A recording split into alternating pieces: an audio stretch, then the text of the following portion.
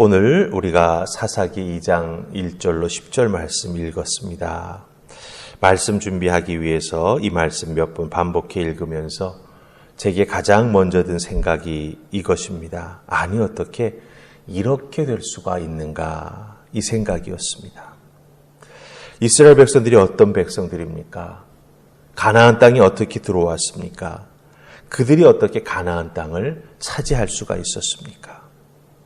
분명 그들에게는 경험이 있고 그들에게는 기억이 있고 또한 하나님을 만난 체험이 있는데 이 세대가 바뀌면서 어떻게 이런 일이 이렇게 쉽게 일어날 수 있는가, 이런 생각을 깊이 하게 됩니다. 사람이 이렇게 빨리 잊어버리나?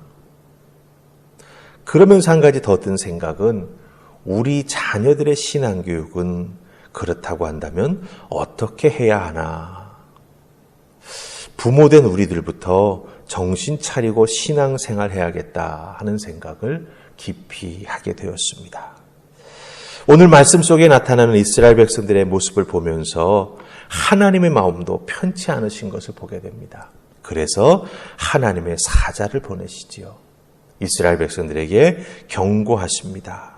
하나님의 마음이 어떠신지를 분명히 알려주신다라고 하는 것이죠. 그런 의미에서 보자면 우리들도 우리들의 삶을 살아가기에 바쁜 요즘처럼 어렵고 힘든 상황이 아닙니까? 그런데 우리가 조금만 신경 쓰지 못하면 우리들의 믿음의 자녀들도 사실은 정말 하나님을 믿고 따라가기 어려운 더 깊은 세상의 수렁 속으로 빠져들기 쉽다라고 하는 것입니다. 그래서 오늘 주신 말씀을 통해서 이스라엘 백성들의 그 안타까운 그 모습을 보면서 나는 어떻게 신앙생활해야 하고 나는 어떻게 나에게 주어진 내 믿음의 자녀들을 믿음으로 양육할 수 있을까? 함께 고민하면서 주신 말씀 우리가 상고하면서 은혜 나눌 수 있기 원합니다.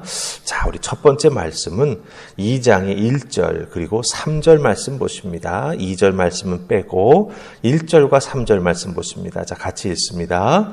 여호와의 사자가 길갈에서부터 복임으로 올라와 말하되 내가 너희를 애굽에서 올라오게 하여 내가 너희의 조상들에게 맹세한 땅으로 들어가게 하였으며 또 내가 이르기를 내가 너희와 함께한 언약을 영원히 어기지 아니하리니 그러므로 내가 또 말하기를 내가 그들을 너희 앞에서 쫓아내지 아니하리니 그들이 너희 옆구리에 가시가 될 것이며 그들의 신들이 너희에게 올무가 되리라 하였노라. 아멘. 자, 우리가 1절과 3절을 보았습니다. 여호와의 사자가 이스라엘 백성들에게 나타납니다. 하나님의 말씀을 전합니다. 그런데 1절에 그 여호와의 사자가 말씀을 전하는데 그 지명이 두 군데 나오는 것을 보게 됩니다. 길갈과 복임이라고 하는 지명이 나와요. 길갈에서 여호와의 사자가 복임으로 올라와서 이야기를 합니다. 이 여호와의 사자가 길갈에서 복임으로 왔다라고 하는 이 지명을 언급하는 이 표현, 그리고 출발점과 그 종착점이 길갈과 복임이라고 하는 것이 큰 의미가 있습니다.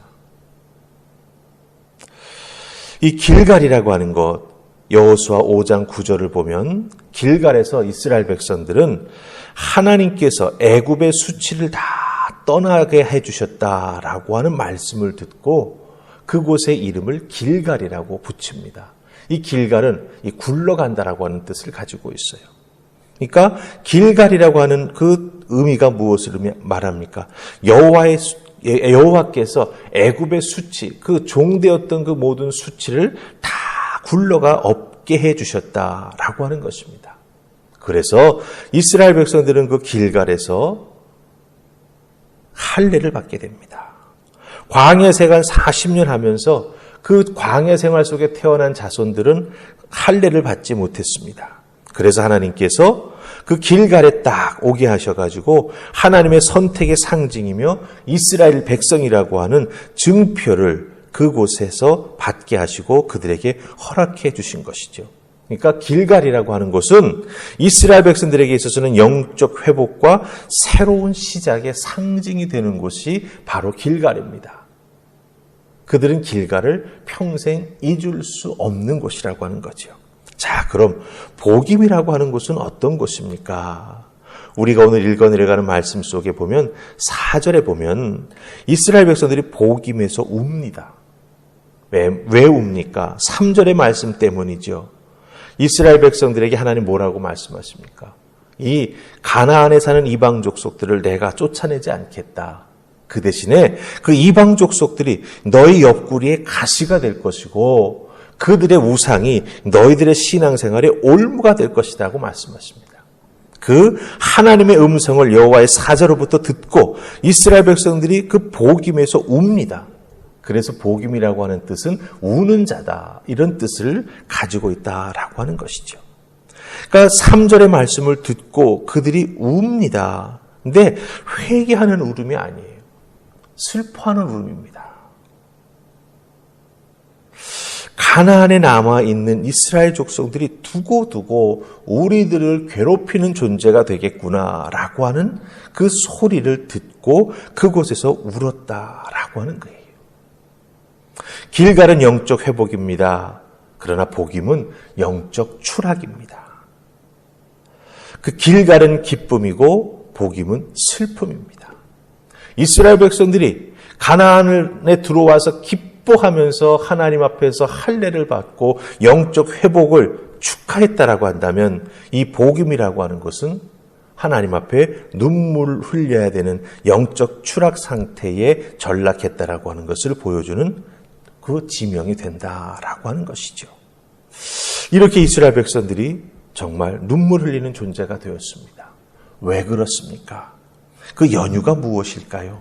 우리 10절 말씀 보십시다. 여러분들 10절 다 찾으셨습니까? 같이 읽습니다. 자, 시작.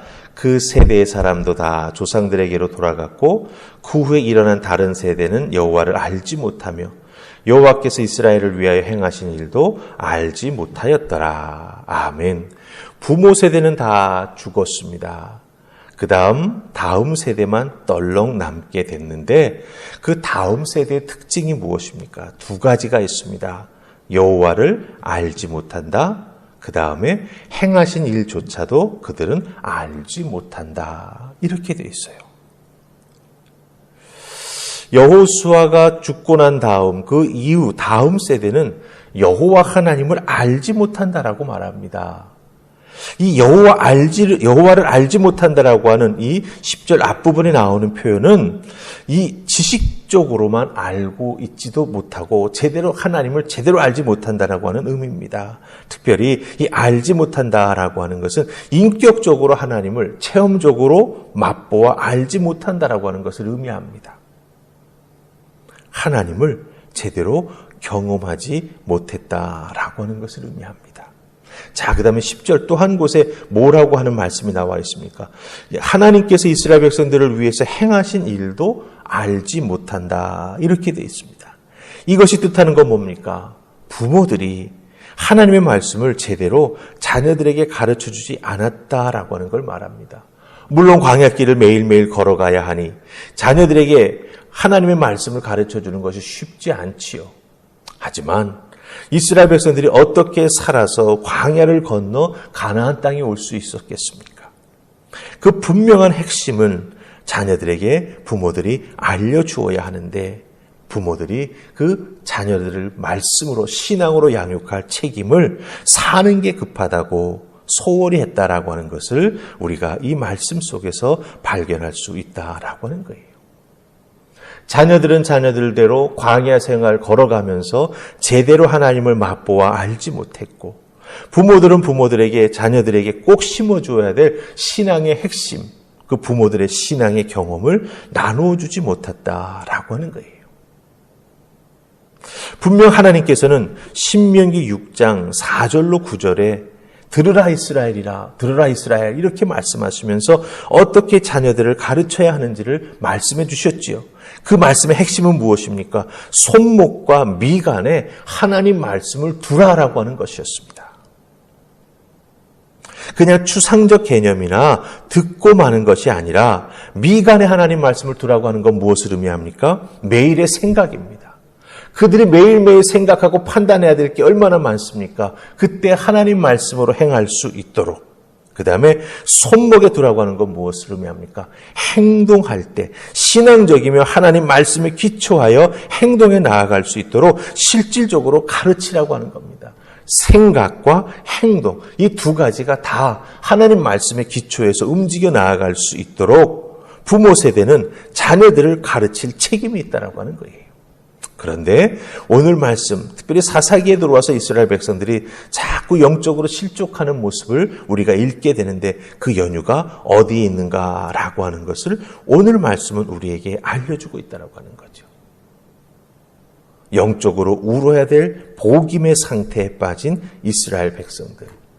그렇게 된 연유가 다 있었다라고 하는 거예요.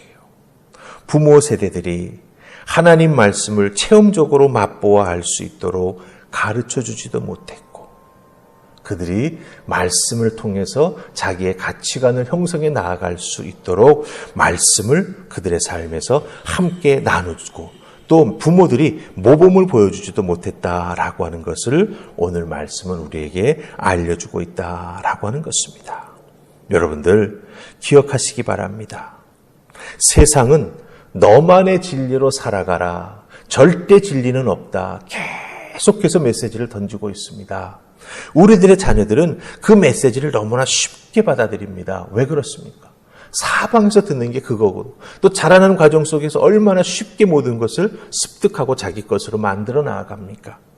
그런데 세상은 너만의 진리로 살아가라. 부모의 진리도 필요 없다. 종교의 진리도 필요 없다. 네가 곧 진리다. 이렇게까지 가르친다라고 하는 거죠.